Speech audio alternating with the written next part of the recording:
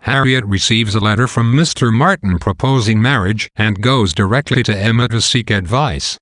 Emma acts as if there is obviously no doubt that Harriet should not accept, and she proceeds to offer Harriet advice about the wording of her refusal.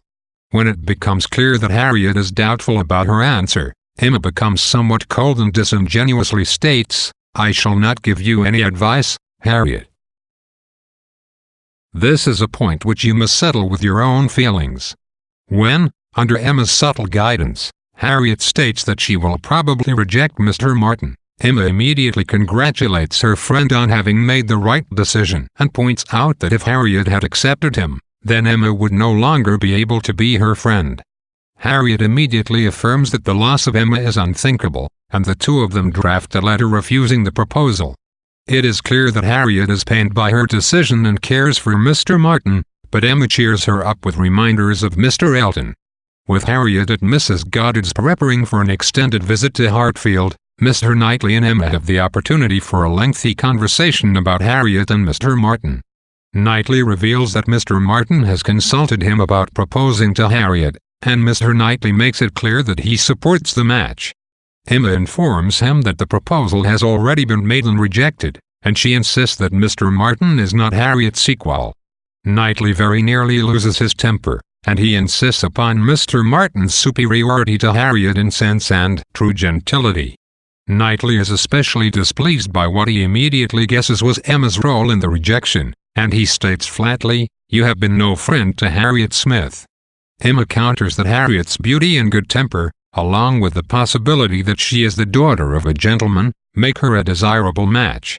Knightley tells Emma that if she thinks Mr. Elton will marry Harriet, she is wrong, because Elton will only marry a woman with money. Vexed with one another, Emma and Knightley part ways. Emma is comforted by the return of Harriet, who has heard a rumor that Elton is on an important errand regarding a lady. Emma and Harriet have been collecting riddles, also called charades, into a scrapbook, and when Mr. Elton returns from London with a framed portrait of Harriet, he contributes one.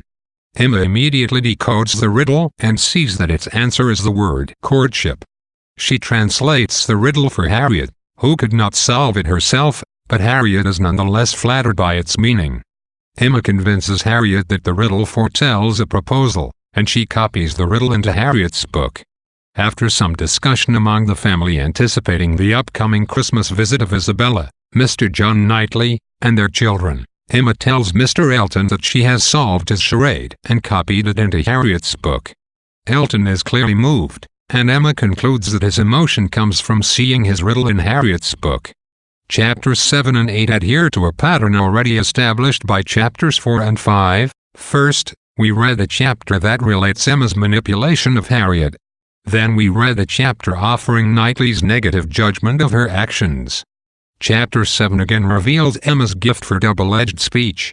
While Harriet believes Emma's protestations of not wanting to influence Harriet's behavior, it is perfectly clear to us that everything Emma says is calculated to make Harriet reject Mr. Martin's proposal.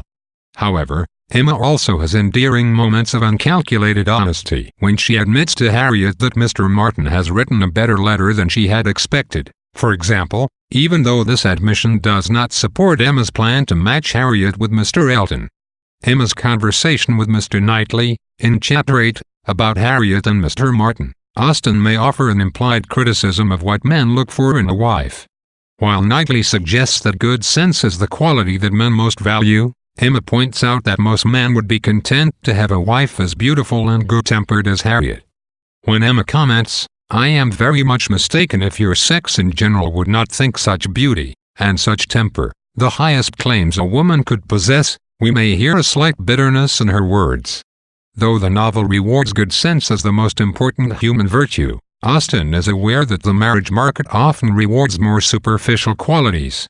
Sharing riddles was a common genteel pastime in the early 19th century, and the riddle in Chapter 9 serves as an important metaphor for the social interactions that define the novel as a whole.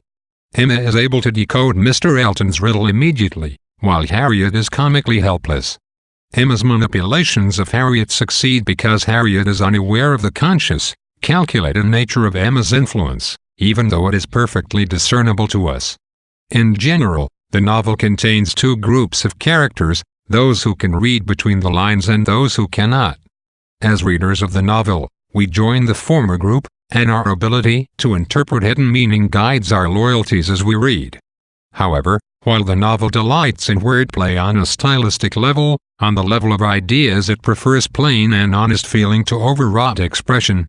Austen juxtaposes Mr. Elton's ornate riddle and the plainness of Mr. Martin's letter, and while Emma and Harriet believe that Mr. Elton's riddle is much superior, Emma from time to time finds Elton's speech absurd in its rhetorical flourishes, as the closing sentences of Chapter 9 indicate.